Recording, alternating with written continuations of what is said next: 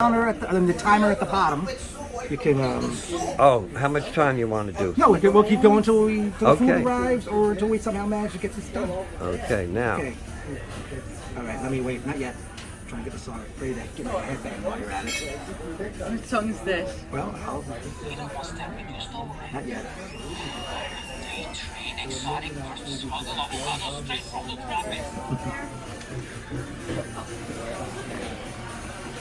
Yeah, Is that your sister? Yeah, right here. Are you trying to find the bathroom in the corner? But that's the men's bathroom The there. one on the left. Go through that door. There's one on the Well, left. I tried to open it, but it's locked. Somebody's in there. Oh. That was why somebody was in there. That's right. Oh, man. Okay. Where were we?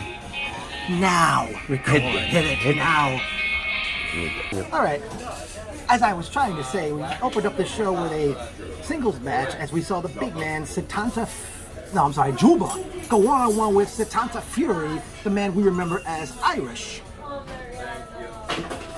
That was a good match. You really got me pumped up to see Irish and Juba. Yeah, that I was... saw him like Juba as a heel, though. I thought he was a better face. I don't know how long he really established himself in NYWC, but crowd seemed to be into the show, and Satanta Fury ended up defeating Juba, pinning him with a crucifix to counter a fireman's carry, no pun intended, to Kopeg's bravest. Alright. Up next was tag team matches as we saw the Dirty Deeds. That's Deeds spelled with a Z. The man we remember as Dirty Moore, Yes. and the bearded villain Johnny Malloy, as they did battle with Mouse and Christian Nunez. Fun match, tag team match up here, which saw Mouse and Christian Nunez defeat Dirty Deeds. After the match ended, Dirty Deeds attacked Mouse and Nunez from behind to the point where Nunez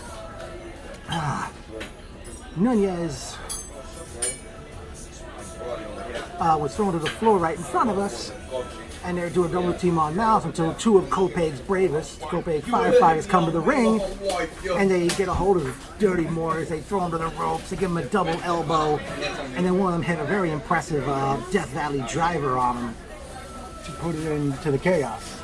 Yeah. How are you, Papa? At one point, Pat from the Boulevard Bullies, he How are you, Rocco?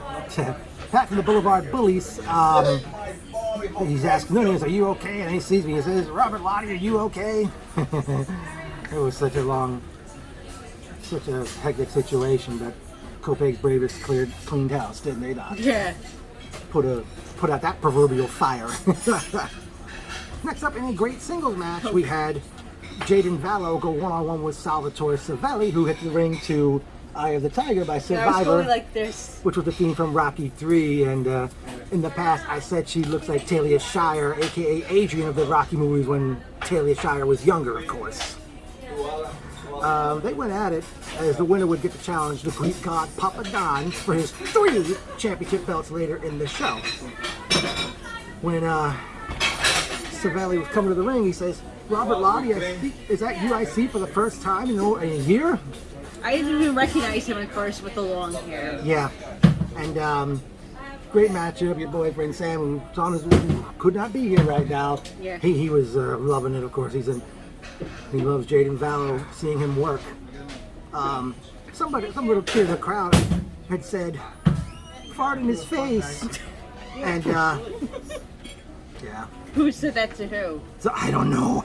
But who said it to which wrestler? One of them, I'm not sure who. I mean, it was just too hectic of a match and all, but Savelli got the win, and as a result, he got to face Papa Don later in the show for Papa Don's 3 respective championships. It was a good match, and Sam kept yelling, "Match of the night, match of the night, match of the night." He was all pumped up with this match. Yeah, we were just pumping the show. This was our first show in a year and a half. Yeah. Okay. Up next was time for the tag team title match as the newly formed team of the Sinful Side, K-Sin and Mr. Tan, as they did battle with Pedro Donis and the Big O, the Big Action O, for the tag team championship. Just as the match getting underway, Donis asked K-Sin, "Why are you wearing your dad's pants?" Which prompted Sam, I know there's a chant, "Dad Pants," at at Kaysen, and even people were chanting "Daddy's Boy." I was wondering how that whole thing started, the chant, but the Daddy's Boy got started. Because I was in the bathroom. You didn't hear that at that point? I heard it. I heard Daddy's Boy chants, but I didn't know where they were coming from. Sam started the Daddy's Boy thing, but that kid Joseph, who was such a lively fan, hopefully we'll catch him again in the future. At Deer Park, hopefully. I don't know. And I forgot how it ended, but Big Action was defeated Sinful Side to retain the tag team title. Yeah. Man, what a feeling to be back.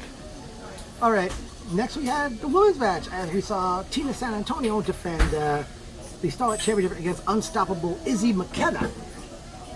It was a good match. Yeah. And Sam and Dal were saying Tina the cheater. Yeah, Tina it the were, cheater. and it caught on with the crowd. Izzy had put an armbar on Tina twice, while Tina was both times she got to the ropes. After the second time she got to the ropes and escaping the hold, she grabbed the Starlet title belt and literally walked out on the match. And Izzy McKenna was victorious by counter, but did not win the Starlet title. Okay. Next up in singles matches, That sucked. bad finish. Yeah, we saw Salvatore Savelli challenge the Greek god Papa Don for his 3 respective championships from Alpha Championship Wrestling, Ronin Pro Wrestling, and Immortal Championship Wrestling. I'm exhausted from saying all that. And we had Papa Don ended up winning the match to retain all 3 belts, and I don't know who it was, but somebody started chanting "Mangina" at Papa Don. I don't know. I think it was Sam. I don't know if he started it, but I mean, why look if you're gonna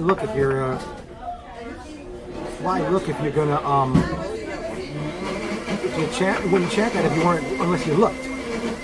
From there we had Joey Conway comes out, and he took the microphone, couldn't quite understand him, and Conway introduced Corey Cooper, and they had a tag team match against Dickie Rods, and I don't know who that was. I apologize for not getting his name, but you know, I don't know. He's probably a student that came out of the academy, and the match went on, and Joseph was chanting "Joey stinks" at him, and I said, did you actually take a whiff? Oh, God. Why would you say somebody stinks if you can't smell them? Okay, good matchup by both teams, and it was resulted in Joey Conway and Corey Cooper defeating Dickie Rods and whoever his partner was. I do apologize for not getting his name, but I don't think they got introduced. Okay. Yeah. Okay. Next up, we saw singles action, which we saw. NYWC's resident Alice in Chains fan, Aiden Bale, go on one with Jordan Reddington. Oh, God. I was going like this loser. Yeah. At least he wore pants that fit him right. Yeah, you didn't want to see him show why everyone should say no to crack. Yeah. And match was on, and out comes one of the Cortez brothers, one half of the Audacity, just distracts referee Dylan Perry. The other half of the Audacity Cortez brother comes out with his hockey stick, and Reddington hits Bale with it, and Reddington got a win over Jordan. No, I'm sorry, Jordan Reddington defeated Aiden Bale to become the winner of the match. Next up was a great singles match, as we saw NYWC original Dan Barry go one-on-one with the man bun Jesus, Johnny Radke. Yeah. Leader of the Fifth Dimension, accompanied by the Groovy Grizzly. And we had, what? Pause. All right, you ready, guys? Oh, wait, can I pack this up first? Ready. Yeah, we're on. Okay. As we were saying before our food arrived, the man bun Jesus, Johnny Radke, accompanied the ring by the Groovy Grizzly. It was quite a hit with the crowd. Went one-on-one with Dan Barry, NYWC original from the early years.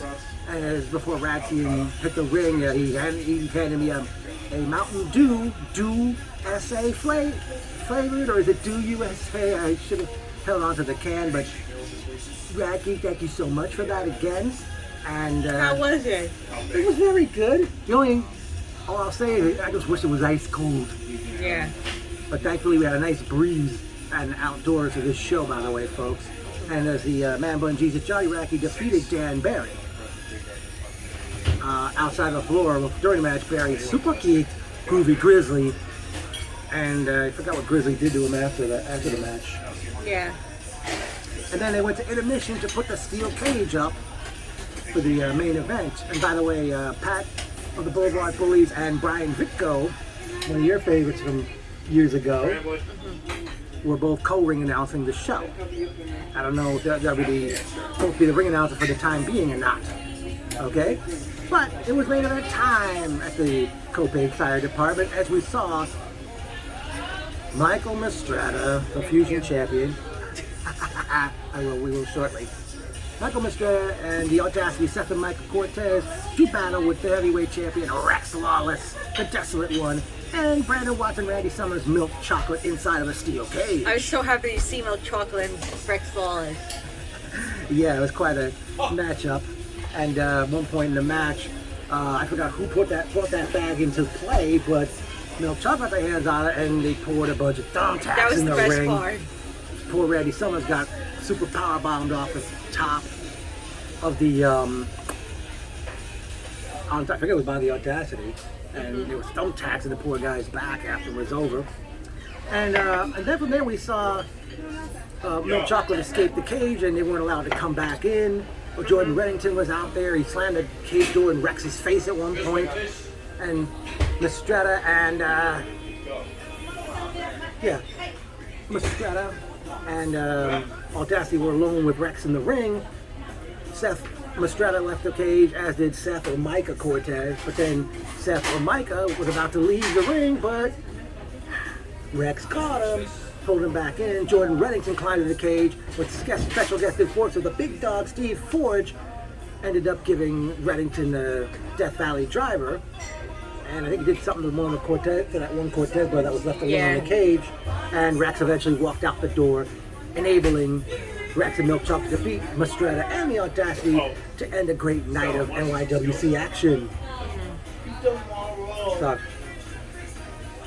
it was awesome. I really loved the whole show.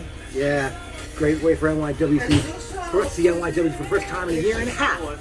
Personal notes time was great seeing Sam, Tommy, Willie Wise, Kevin. Dan Barry. Well, you caught up with him, I didn't. Shane, how can we forget about him? Chris Perry, Dylan Perry. Yes. Nobody else we would recognize from the crowd, did we? Yeah. But as the band U2 said, I still haven't found what I'm looking for. No return date was announced for the next NYWC event. I sure hope you, NYWC, I hope you'll be back in the Sportatorium by year's end. And I don't know if you pinpoint a show date in the month of December yet, but that's going to be huge for her and I. More details on that in the months to come. Yes. But even though we don't know the next show date and all, or how did it feel in a different environment, even though it was not in the NYWC Sportatorium. You face the camera and say it? Yeah. It was awesome. It sure was. I was so happy to be back at NYWC Wrestling. And to that kid Joseph, I don't know if he'll get to see this, but hopefully we'll catch you in a future show, whether it's at Copaig Fire Department again or at back in the Sportatorium in Deer Park.